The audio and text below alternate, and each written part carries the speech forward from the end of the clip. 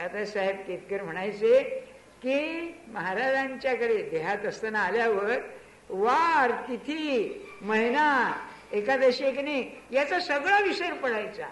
त्यांनी एक गंमत सांगितली की एकदा एकादशी होती आणि ही कुत्रा होता महाराजांच्या जवळ, तर त्याला लोक काहीतरी सकाळी खायला घालायचे. त्यावेळेला काही बिस्किटे फारशी नसेल, पोळी बिळी काहीतरी घालायचे. ते कुत्रा त्या दिवशी खाईना. तेव्हा त्या माणसाने तक्रार केली, महाराज कुत्र्याची तब्येत बरी नाही का, आज ते काही दिलेलं खात नाहीये.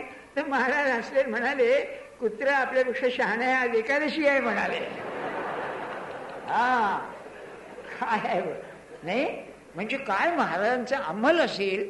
मला नेहमी असं वाटतं की सत्पुरुषाचं जर कार्य असेल तर देहबुद्धीच्या माणसांना, जगाचं सर्व डोक्यात भरलेल्या असलेल्या माणसांना त्याच्यात वेगळं काही न करताना तिथून वर न्यायचं त्याच्या संगतीमध्ये.